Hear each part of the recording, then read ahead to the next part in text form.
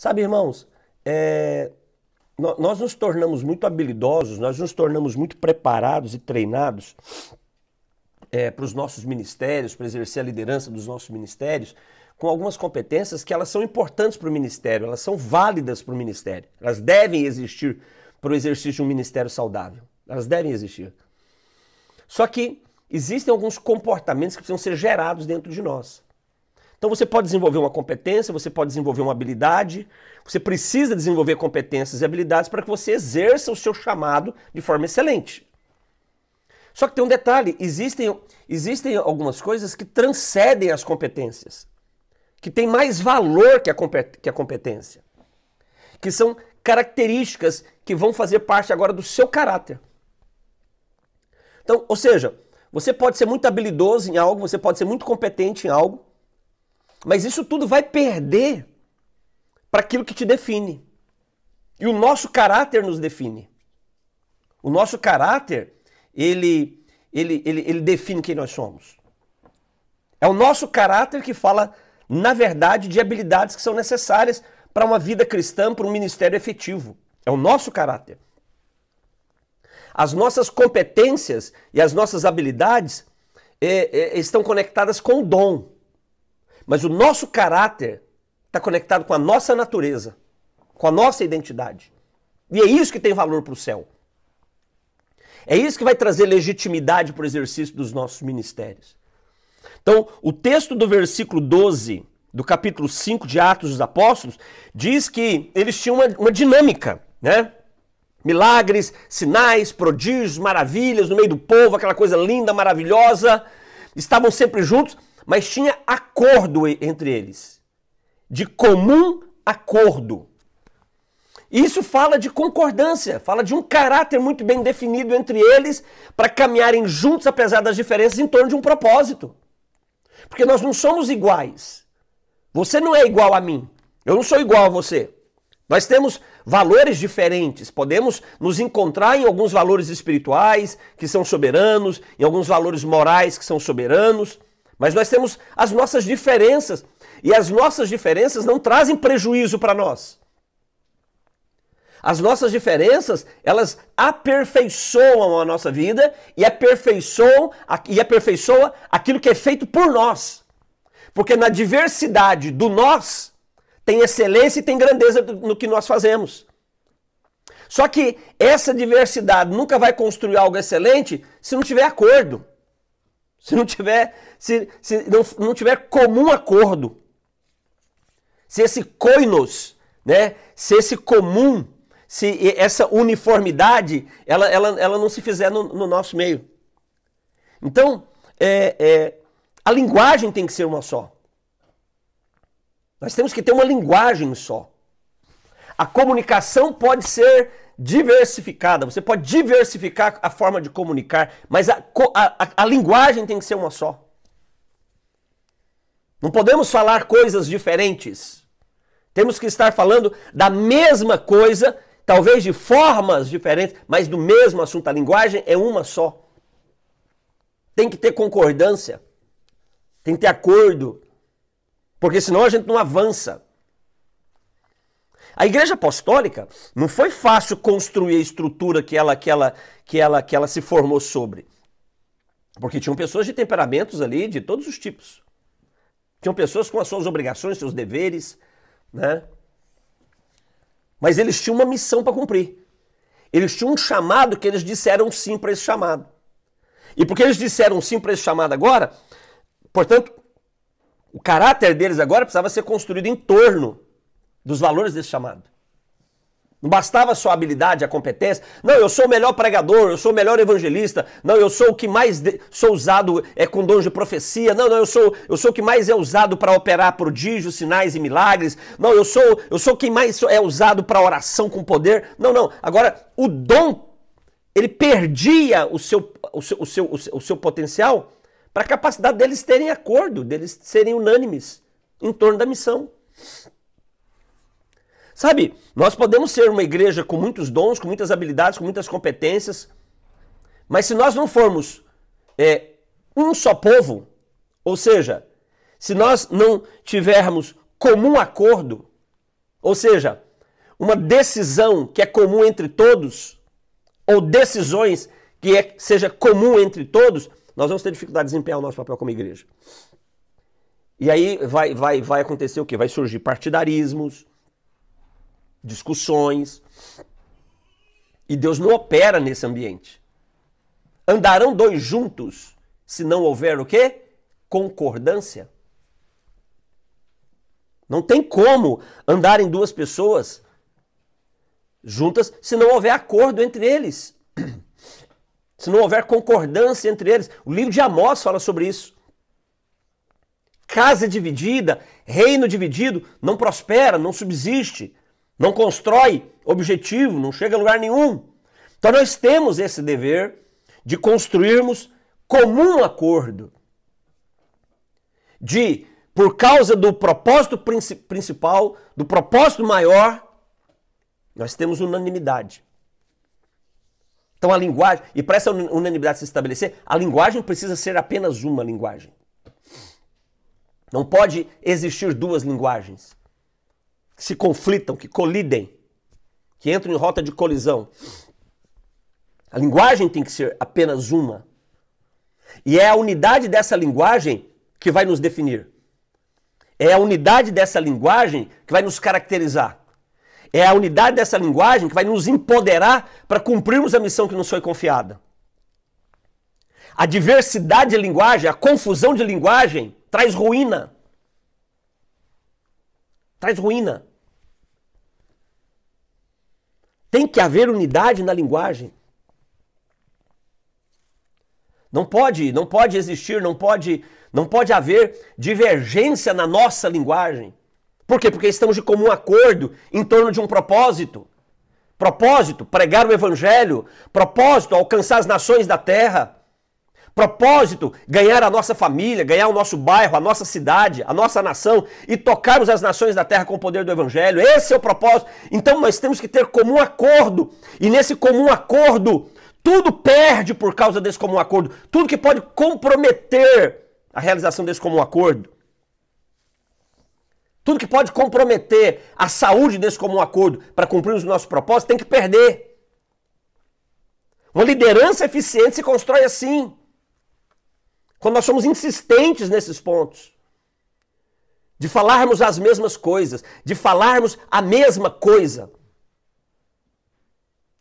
De não divergirmos por causa do propósito, por conta de alguns valores pessoais, de algumas ideias pessoais, de alguns comportamentos pessoais, seja personalidade, temperamento, crença, valores. Tudo isso precisa perder por causa do comum acordo, porque é o comum acordo que vai nos dar conquista. Você vai perceber que do capítulo 2 do livro de Atos até o capítulo 5, todo ele, você vai ver sempre esse assunto, comunhão, unidade, juntos, acordo, tudo em comum. Faz parte desses 3 capítulos, desses 4 capítulos, capítulo 2, 3, 4 e 5. E é ali que nós vemos a igreja de Jerusalém se fortalecendo. Então, o padrão é o mesmo. O padrão é o mesmo. Os padrões de Deus não mudam. Os padrões de Deus não são alterados. Por isso nós temos que tomar cuidado com o nosso coração. Porque o nosso coração quer colocar diversidade onde tem que ter unidade. Nosso coração quer colocar divisão onde tem que ter unidade. Partidarismo onde tem que ter unidade.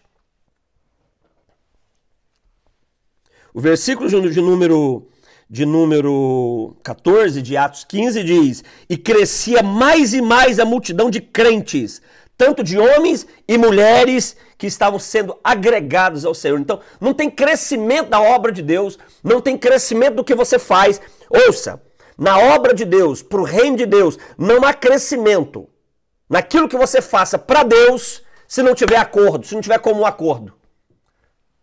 Sem comum acordo não há crescimento. Não há expansão. As tendas as estacas das tendas não se alargam.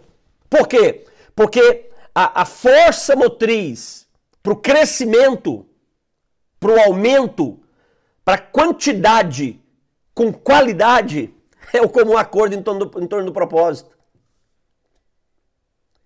Sabe? E esse é um desafio para a igreja moderna. Por quê? Porque a igreja moderna, ela aprendeu, a nossa vida comum nos ensinou a sermos muito autônomos. A sermos muito autônomos. E essa autonomia que a nossa vida comum nos exige para o nosso trabalho, para um crescimento na carreira profissional, nos negócios, um crescimento financeiro, para um crescimento familiar, conjugal. Então, essa autonomia que a vida comum nos exige desempenharmos pode afetar de uma forma muito negativa a igreja, porque na igreja a autonomia da individualidade ela é altamente destrutiva para a igreja, não é construtiva para a igreja. O que é construtivo para a igreja é a koinonia, a comunhão, é estarmos juntos, interdependência, dependendo uns dos outros, ainda que essa minha dependência seja de alguém que aparentemente, né, seja menos capaz do que eu, ou seja, porque ele tem uma competência, uma habilidade natural que não é tão qualificada como a minha, mas espiritualmente falando, ele é altamente competente. Então nós temos que estar atentos quanto a isso, porque aí nós vamos vencer. É aí que nós vamos conquistar. Quando o acordo nos une, quando o acordo nos aproxima, quando o acordo nos faz suportar uns aos outros. É isso aí. Porque não é fácil você ter comum acordo com quem tem uma vida divergente da tua. Então você é palmeirense, o outro é corintiano, o outro é São Paulino, o outro é vascaíno. Imagina, essa divergência. É difícil. E nós estamos falando de preferências. Agora imagina quando essas divergências elas são comportamentais.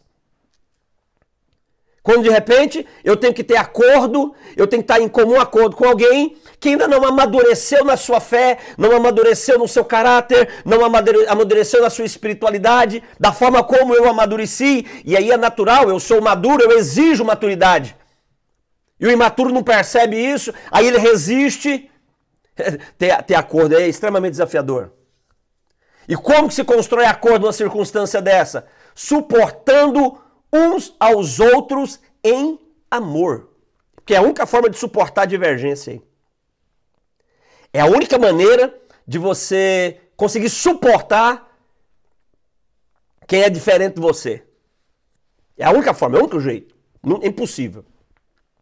É quando você suporta ele no valor do amor de Cristo. É quando você suporta ele no valor do amor de Jesus.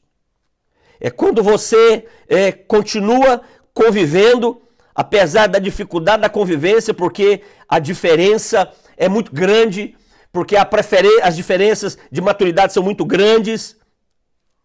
Mas aí quando eu suporto no padrão, né? E suportar aqui é sustentar. E suportar aqui é aguentar o peso de tão grande imaturidade, tão grande comportamento que te afronta. É esse suportar no amor de Jesus que faz com que nós possamos ter como um acordo. O apóstolo Paulo ensina isso quando escreve aos Colossenses, no capítulo 3. Paulo diz que é esse suportar que vai fazer com que a gente perdoe o menos dos outros em relação a nós. Então, quando as pessoas entregarem menos para nós, em relação ao que nós esperamos, é esse amor que vai nos fazer suportá-los. E o versículo 14 de Colossenses 3 diz assim: seja esse amor o vínculo da perfeição. E seja a paz de Cristo quem vai arbitrar o teu coração. Então, é desafiador. Nós somos chamados por esse desafio, você foi chamado por esse desafio. Extremamente exigente, mas totalmente capaz de ser cumprido, possível de ser cumprido. Por quê? Porque ele nos deu o Espírito Santo dele para habitar na nossa vida. 1 Coríntios capítulo 3, versículo 16. Nós somos o tabernáculo, nós somos o templo do Espírito Santo. Ele nos deu o Espírito Santo dele para habitar na nossa vida e construir todos esses valores, para que o amor de Cristo esteja acima de todas as coisas. Versículo 14 de Colossenses 3. Porque quando o amor de Jesus no nosso coração estiver acima de todas as coisas, deixa eu te dizer uma coisa, tudo vai ser vencido. Tudo vai ser superado. Tudo você vai suportar por causa daquele que te chamou primeiro. E aí a igreja constrói o valor de ter concordância. Os milagres vão acontecer, os sinais vão acontecer, os prodígios vão acontecer. As maravilhas de Jesus vão acontecer. Haverá um crescimento orgânico, porque a igreja, como organismo, ela tem que crescer. Nós não podemos nos esconder da verdade latente que o evangelho exige de crescimento da igreja.